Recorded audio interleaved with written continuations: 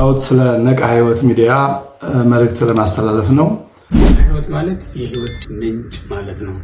የህይወት ምንጭ ደግሞ ወንጌል ናት። ወንጌል የሚነገርበት የነቃ ህይወት ጉባኤ ቤት። በመላው ዓለም የምትገኙ ኦርቶዶክሳውያን ነቃ ህይወት ሚዲያን ትደግፉ ዘንድ በአክብሮት ጥሪያችንን እናቀርባለን። ይህ ነቃ ህይወት ሚዲያ ነው። ላይክ፣ ሼር፣ ሰብስክራይብ ማድረግን እንዳቀረስ ሳይቆጥሩ ወንጌልን ላልደረሰ በማዳረስ ግዴታውን እንዲወጡ ኦርቶዶክሳዊ መልእክታችን ነው። ነቃ ህይወት ሚዲያ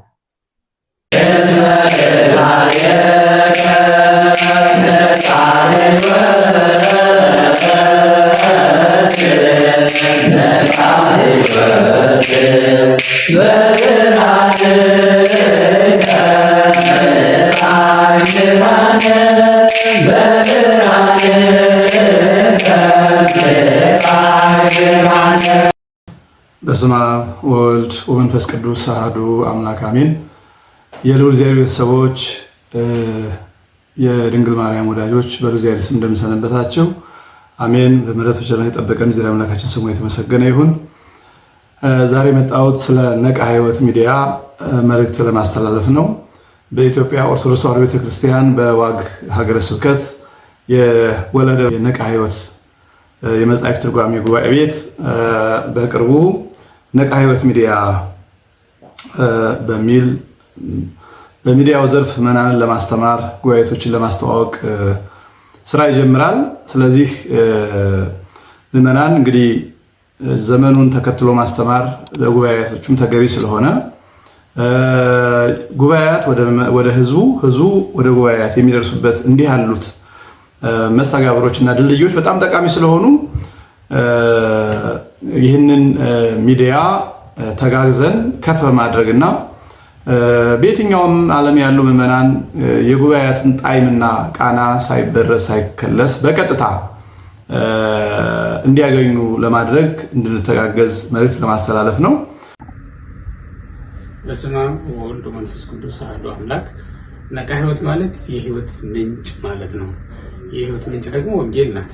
ወንጌል የሚነገርበት የነቃ ህይወት ጉባኤ ቤት፣ አራቱ ጉባኤት የሚነገሩበት ነቃ ህይወት የመጽሐፍ ትርጓሜ ጉባኤ ቤት ነው። ዛሬ በአዲስ ሚዲያ ነቃ ህይወት በሚል ስያሜ የተሰየመውን ሚዲያ ይዞላችሁ መጥቷል። በነቃ ህይወት ሚዲያ ላይ እየተማራችሁ ነፍሳችሁን እንድትመግቡ ማሳሰብ ፈልጋለሁ። የእግዚአብሔር ቤተሰቦች ከወዴት አላችሁ? ነቃ ህይወት ሚዲያን እናሳድግ፣ ሰብስክራይብ እናድርግ፣ ላይክ ሼር በማድረግ ላልደረሰበት ቦታ እናዳርስ። በስመ አብ ወወልድ ወመንፈስ ቅዱስ አሐዱ አምላክ አሜን። በመላው ዓለም የምትገኙ ኦርቶዶክሳውያን ወለህ ነቃ ህይወት ሚዲያን ትደግፉ ዘንድ በአክብሮት ጥሪያችንን እናቀርባለን። ወለህ ነቃ ህይወት የአራት ጉባኤያት አዳሪ ትምህርት ቤት በዋግምራ ሀገረ ስብከት የሚገኝ የታላቅ ጉባኤ ቤት ሲሆን አሁን ደግሞ ነቃ ህይወት ሚዲያን ከፍቶ በየጊዜው ንጹህ የሆነውን የሐዋርያትን ትምህርት ለማድረስ ነቃ ህይወት ሚዲያን ከፍቶ በሚዲያ ስለመጣ ጉባኤ ቤቱን ሚዲያውን ሰብስክራይብ፣ ሼር፣ ላይክ በማድረግ ትደግፉ ዘንድ ጥሪያችንን እናስተላልፋለን። ወለህ ነቃ ህይወት። በስመ አብ ወወልድ ወመንፈስ ቅዱስ አሐዱ አምላክ። በዓለም ዙሪያ ያላችሁ ኦርቶዶክሳውያን በሙሉ ሁላችሁም እንደምን አላችሁ? ሰላም እግዚአብሔር ከእናንተ ጋር ይሁን። አሁን የመጣሁት ወለህ ነቃ ህይወት ሚዲያን ለማስተዋወቅ ነው። በዋግምራ ሀገረ ስብከት በወለህ ቀበሌ ያለው ነቃ ህይወት ጉባኤ ቤት ከተመሰረተ 7 ዓመቱ ነው። ብዙ አገልግሎቶችን ይሰጣል። አሁን ደግሞ ዘመኑ ዋጅቶ ነቃ ህይወት ሚዲያን ከፍቶ መጥቷል። ይህንን ሁላችሁም አውቃችሁ ላይክ ሼር በማድረግ ሰብስክራይብ በማድረግ ለሁሉም እንዲዳረስ ራሳችሁን እንድትጠቅሙ ሌላው እንዲጠቀም እንድታደርጉ ጥሪያችንን እናስተላልፋለን። ነቃ ህይወት ሚዲያን ይደግፉ። በምን እንደግፍ ያሉ እንደሆነ አንደኛ ላይክ ሼር ሰብስክራይብ ማድረግ ነው። ይህ ትልቅ ድጋፍ ነውና፣ ሁለተኛ ሀሳብ አስተያየት እውቀት በመስጠት መደገፍ ይችላሉ። ይህም ትልቅ ድጋፍ ነውና፣ ሶስተኛ በቁሳቁስ ራሱ የሆነ ካሜራ የሚፈልገው ሚዲያ የሚፈልጋቸው ብዙ ነገሮች አሉ። እነዛን ሁሉ ሳያሟላ እንዲሁ ለወንጌል በመትጋት የከፈተው ሚዲያ ስለሆነ ለዚህም ካሜራም ሌሎችም ቁሳቁስ ያስፈልጉታልና የምትችሉትን ሁሉ በያላችሁበት እንድትደግፉ አደራ እንላለን። ይህንን ማድረግ ቅንነት፣ በጎነት ነው። የበጎነት አምላክ ደግሞ ዋጋችሁን ይከፍላል። ስለዚህ ጉባኤ ቤቶቻችንን ከፍ በማድረግ ቤተክርስቲያናችንን እንጠብቅ። ለዘመናት የመጣች ቤተክርስቲያን በዘመናችን እንዳትጠፋ ማድረግ የምንችለው ጉባኤ ቤቶችን ማሳደግ ስንችል ነው። ጉባኤ ቤቶች ደግሞ ምዕመናን ጋር የሚገናኙባቸው ጆሮዎች፣ ልሳኖች ሆነው የመጡት ደግሞ እነዚህ ሚዲያዎች ናቸው። ስለዚህ ጉባኤ ቤታችን ዘመኑ ዋጅቶ ሚዲያ ከፍቶ ወደ እናንተ ሲመጣ ደስታ ይሰማዋል።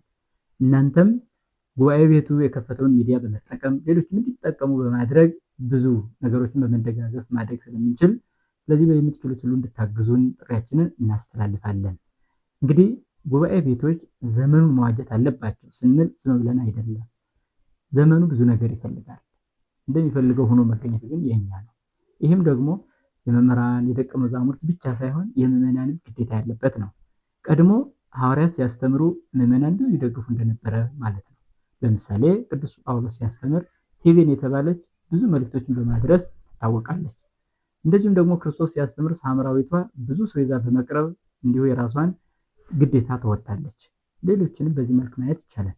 ቅዱስ ዮሐንስ አፈወርቅ ሲያስተምር ኦሎምፒያስ የተባለች ሴት ብዙ ስራ ሰርታለች፣ አግዛለች።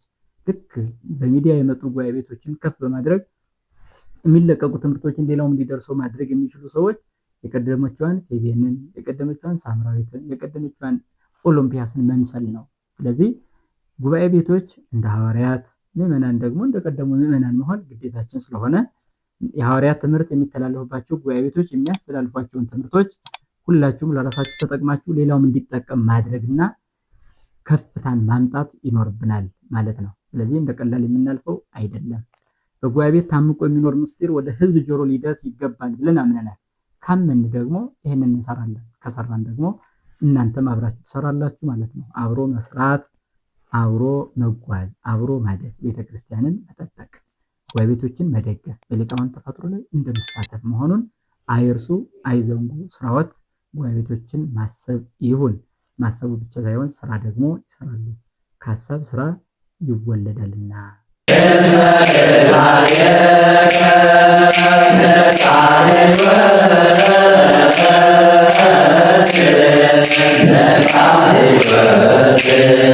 በብርሃንከ